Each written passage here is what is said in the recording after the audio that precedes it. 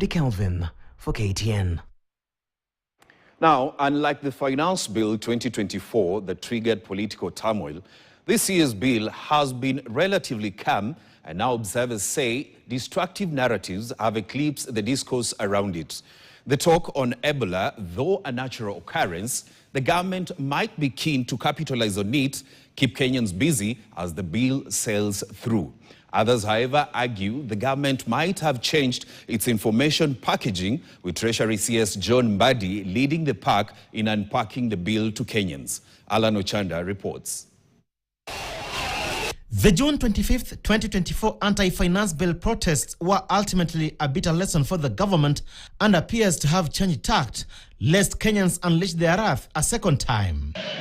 Unlike 2024, this year's finance bill hasn't been much publicized, no politician demystifying it to the masses, and now communication and political experts say it's coinciding with the dreaded Ebola virus threat is a blessing in disguise to the government. You know, Kenya is a country of episodes. Where something comes, you are so mad, then another one comes before you exhaust it, then another one, episodes.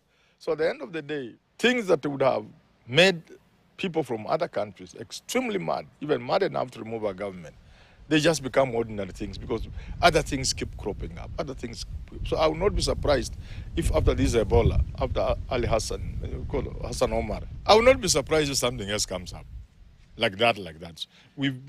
This is how we've been treated over the years. The talk on Ebola has already taken over political rhetoric, the opposition blaming the government, specifically on the plans to set up an Ebola quarantine facility in Nanyuki, which DCP party leader Rigathi Gachagua says it is an onslaught on the Mount Kenya community.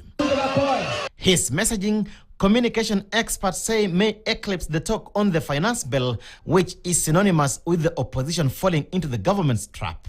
Every reason to believe that this Ebola center is a strategic plan by William Ruto to wipe out the Mount Kenya community, and more so the people of Meru and Laikipia.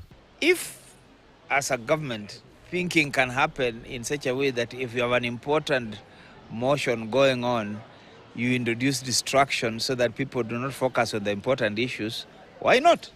You do it, and if people are gullible, they'll go for the rat that is coming out of the burning house rather than deal with the house that's burning. On the 15th of October last year, the very morning the late Raila Odinga passed on, President William Ruto assented to 8 controversial laws. 3 bills for you. These timings sparked public debate and criticism as some opposition leaders and activists felt it was an insensitive time to pass the controversial laws while the country was in mourning, and that it was deliberate as no one was alert.